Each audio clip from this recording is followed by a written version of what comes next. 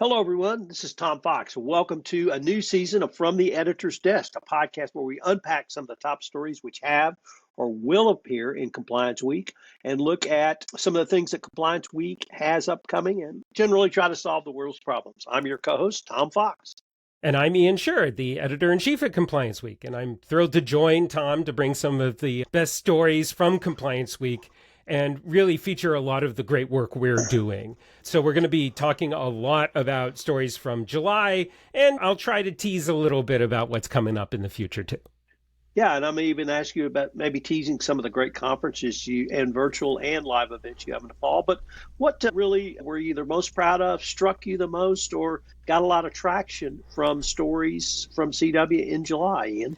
Yeah, I think that part of what the summer offers an opportunity for is really for a lot of us to step back and look at what is going on without the crush of constant information all the time. In Wall Street, there's this joke, sell in May and go away. They all go on vacation. For us journalists, that offers that real opportunity to say, okay, what is kind of the minefield look like? What does everything, how is it changing and what does it mean? So for example, one of my favorite pieces that came out of our European team, right? Ruth and Neil, who are contributors from Europe, they talked a lot about how the EU and the UK are really trying to figure out how they manage AI and how it's different from the United States. You may remember just earlier, the President Trump and the White House announced the AI action plan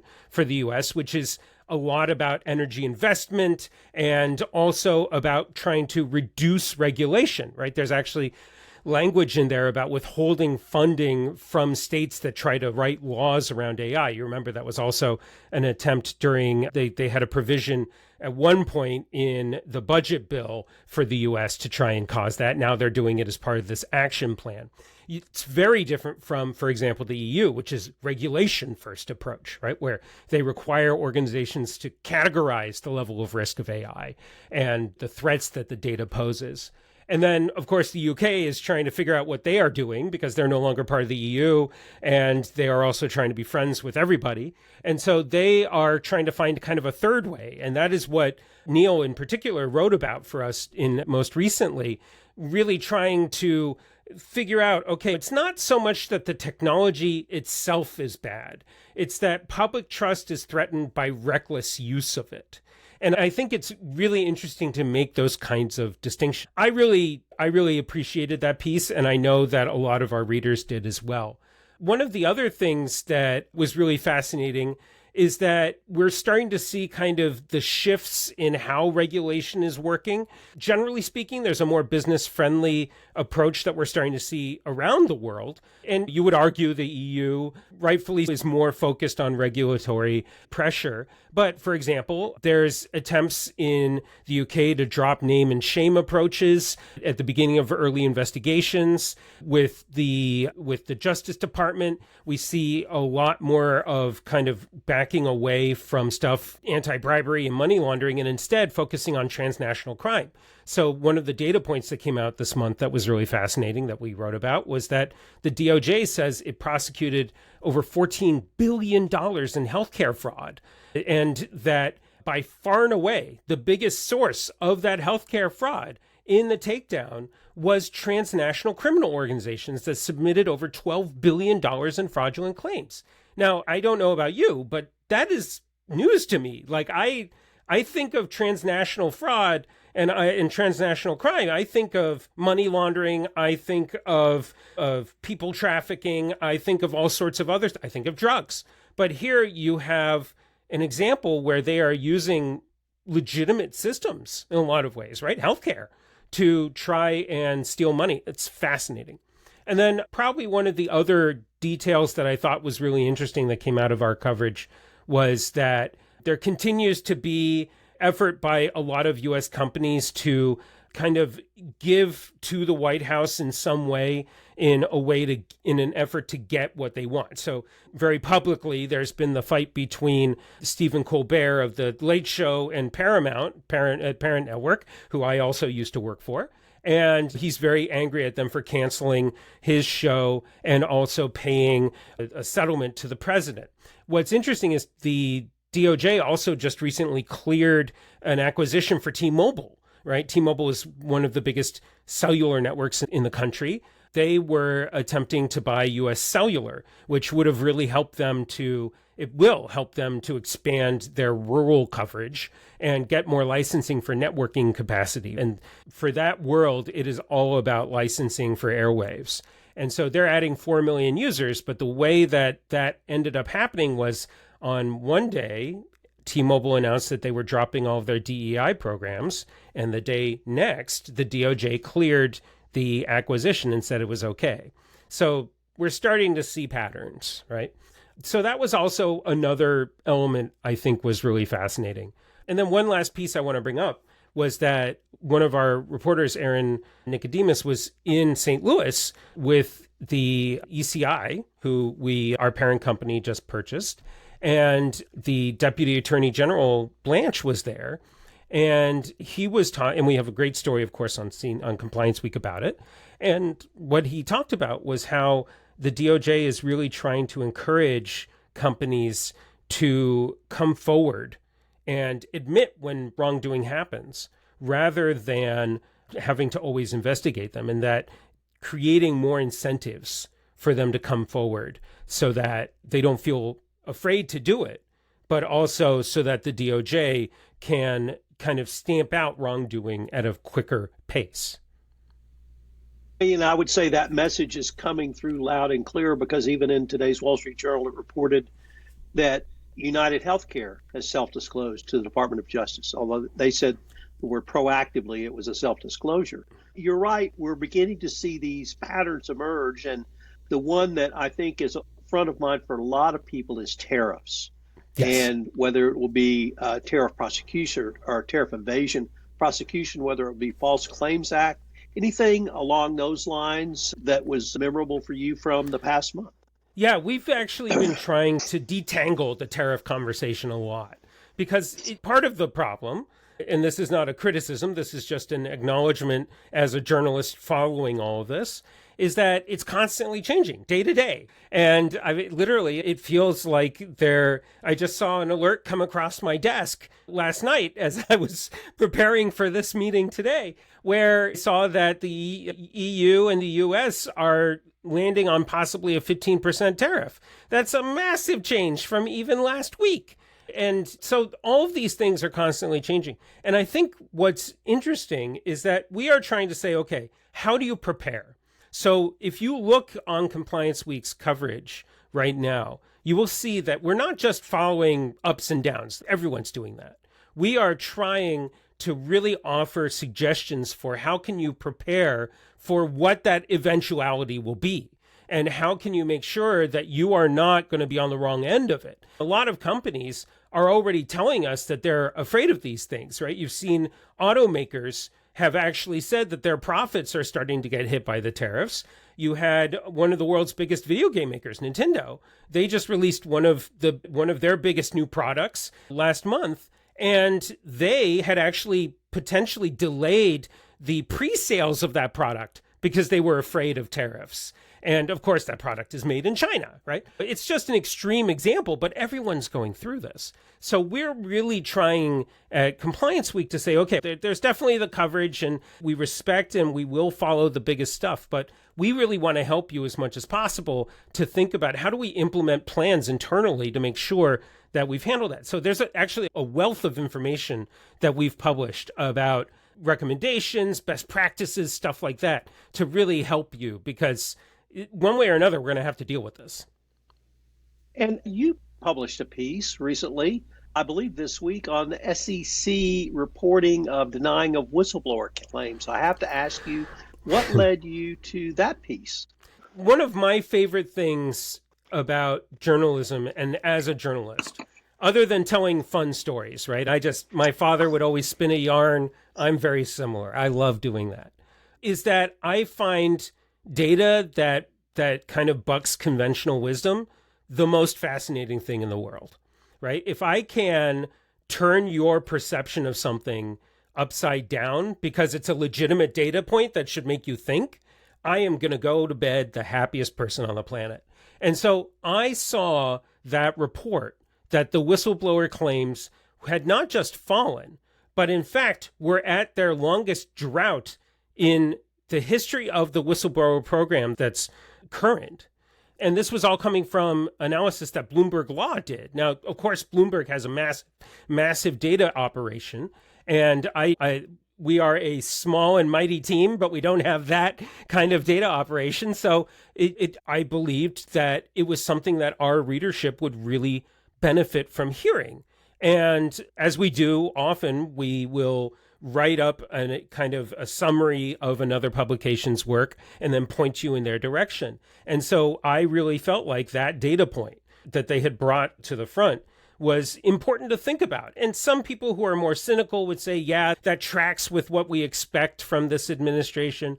But I still think it's valuable to know what those kind of flag in the ground moments are, right? When we know that we are hitting a new whatever, right? And that can also, by the way, be on the other end, right? When we have stuff like energy independence. There were times over previous administrations that people have noted that we were exporting energy at a rate more than we ever were importing, and all of that type of stuff. Those data points are important to keep in mind because they really help us to see the world in a more full picture. And can I maybe ask you to turn and tell us a little bit about any pieces that you have coming out in August, recognizing that under this administration, the news is not morning, noon, and night, 8 a.m., 9 a.m., 10 a.m., 11 a.m., et cetera. Anything for August we can look forward to? Yeah, one of the things that we have two initiatives internally that I'm really excited about. One is that, again, with this kind of things slightly slowing down, not entirely, we get a little bit of time to step back. So we're actually looking at some of the other industries that aren't in the news as often. And we're trying to look at how they are being impacted by a lot of the decisions and changes that are happening in regulation. One of the things that I love a lot of the coverage we do. And even though we are a small team, one of the things that we work on really hard is making sure that every news story that we write, everything we write, can feel like it's applicable to everybody, right? So even if we write about retail and you work in defense, that you will take something away from that story that will be applicable to you. Because of course, everyone goes through similar problems. But sometimes we don't get as much opportunity to talk about the less well-loved companies in the list. And so we're gonna do a little more there. The other thing also is, as you pointed out, is that there's a lot of data that exists out there that really can be fascinating. And so one of the things that I have been pushing since I showed up nearly a year ago now is that I really want us to look for really interesting data stories, because I know that in part of our readership's struggle and our members' struggle in their professions is convincing boards and executives to do stuff, right? Like that is part of the thing. I hear it all the time, even from some of the world's largest companies. We had at Compliance Week Europe last year, we had one of the largest tech companies talking to us about how they couldn't get enough budget for their compliance teams. And I'm like, oh, it's so sad. You're one of the largest tech companies in the world. You have profits coming out your ears, and you can't scrape together enough money. But it just goes to show that everyone has these problems, and that everyone needs to be able to convince their executives and their boards to spend that money. And so we are always looking for what can we write that's going to find that data point that you can say, see, this is why you need to do this. So that's another thing you're going to see a little more out of us in the next month and so on. That is great. Yeah. I can't wait to see that, because I've been trying to preach that for years, and for you guys to bring on this would just be fabulous in my opinion. Ian, what about fall is always an interesting time for Compliance Week in terms of webinars, in terms of virtual seminars, virtual events, and even perhaps a live event. Can maybe tease us with anything that might be coming that listeners could start thinking about? Yeah, one thing is that you may remember, and I very much appreciated, you were at our national conference in April, and we ran a lot of events at the beginning of this year. We had our cyber event in February, we had an ethics event in March, we had national in April, and then we had our TPRM and our Women in Compliance program in June. And to say that was a lot is an understatement. And so what we're doing now is that we're trying to take a little bit of a step back and we're saying, okay, what can we do to make sure that we are benefiting the community as much as possible? So one of the things that we are doing with the editorial team that, again, it's an ongoing process, it's not going to be immediate, is that we are trying to do more kind of webcasts by our team that are going to help our community. So whether it's offering access to the reporters to be able to ask them questions and discuss various issues you've got, or even being able to bring on a high profile interview like we have in the past. Back last November, we did a fantastic interview live with the head of the DOJ's corporate whistleblower program. And that was a really well-received program. We want to do more of those. Now that this acquisition is under our belts and our parent company, Verdian, we've figured out a lot of the specifics of how to operate. Now it's about trying to build out more of what we can do to really help our members. So more live events, but also not in person all the time. And then we are still looking at in-person events. We haven't announced anything past our national next year, which please do sign up. You can sign up right now. But we are planning other types of events, and we're looking at large and small because we realize that part of what people love about our events in particular is that intimate experience where it's a group of people who can come together and talk about the issues they're having and answer problems. Being able to keep that going, right? And keep that even though we are growing as an organization is really important. So we're thinking about that a lot. Any observations or things you might share with us now that you haven't been there a full year, but you're coming up on a year? Yep. Anything in terms of the rhythm, the flow, or the compliance community now that you made your debut at Compliance Week 2025 to most of all of us? Any thoughts along those lines? One thing I should say is that I absolutely love this community, right? And I'm not just buttering you all up because you're listening. One of the things that I've found really just great is how many people are really genuinely trying to solve some of the world's biggest problems and how they want to work together.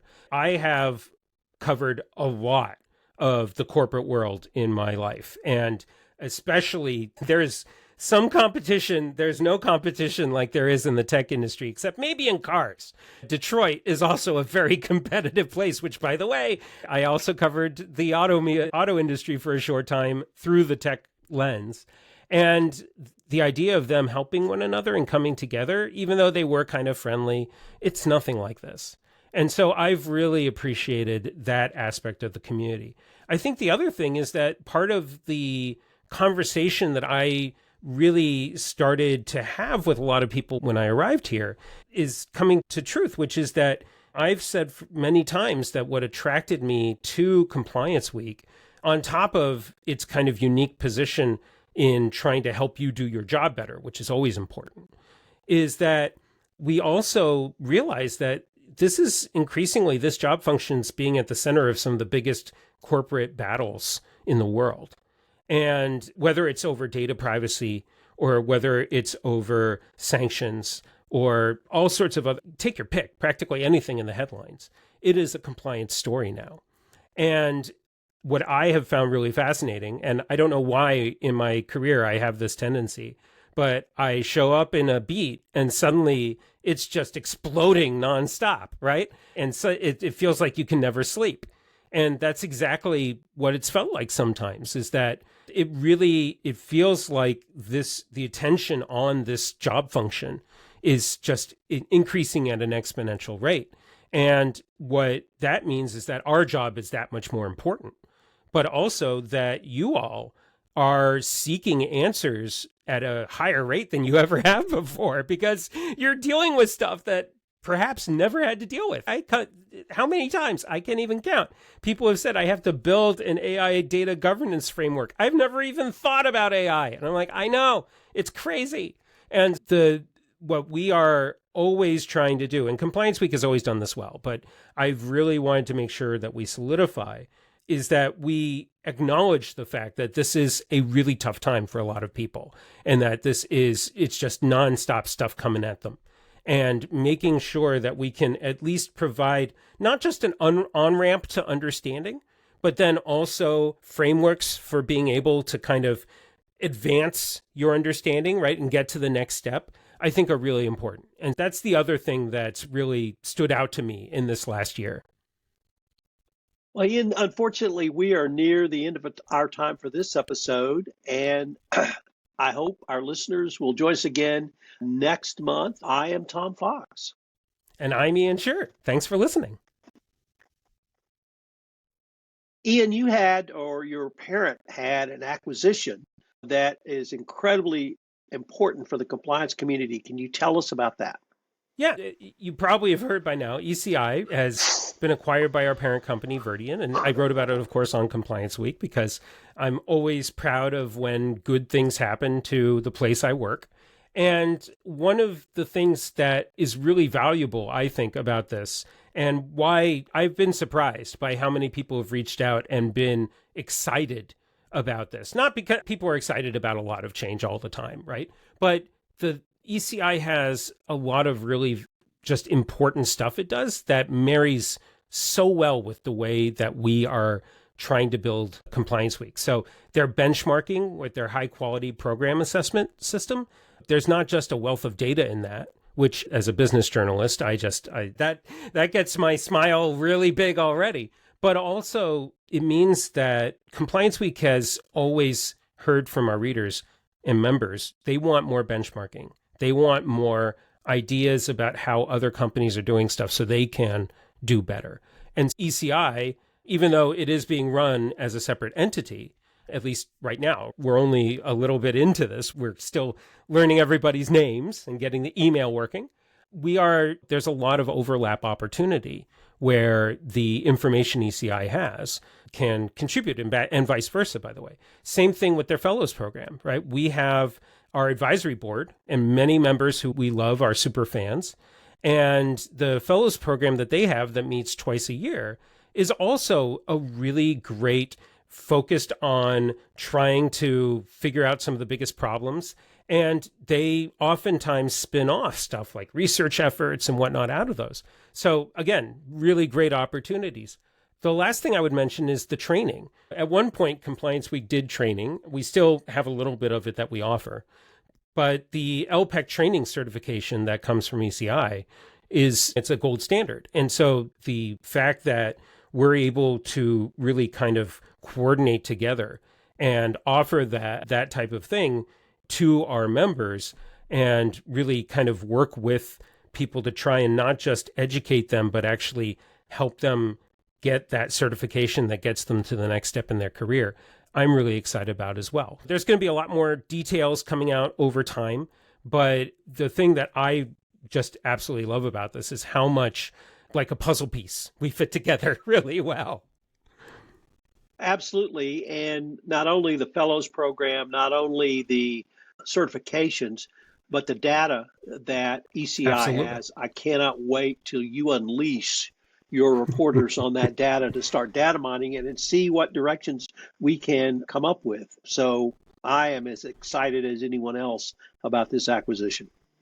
Yeah, and look, we're already talking about between teams about how to help one another with research, to help one another with all sorts of other stuff. We're already hitting the ground running because we see a lot of, and all of it, of course, at the end of the day is about helping our members. So that's really our guiding light and what we're really excited about.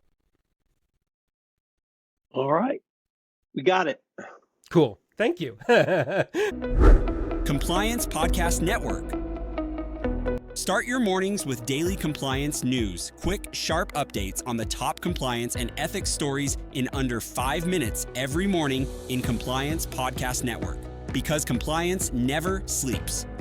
Need practical advice fast? Check out Compliance Tip of the Day. One actionable idea to level up your program. Short and sweet. Every day on Compliance Podcast Network. Got 10 minutes? We've got the week's top 10 stories. 10 for 10 brings you the big compliance headlines. Fast, fun, and focused. Every Saturday on Compliance Podcast Network.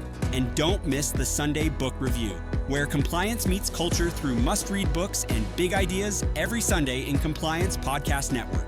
Whether you're in the office, on a walk, or commuting, stay smart, stay ethical, stay tuned. Only on the Compliance Podcast Network. Available wherever you listen to podcasts.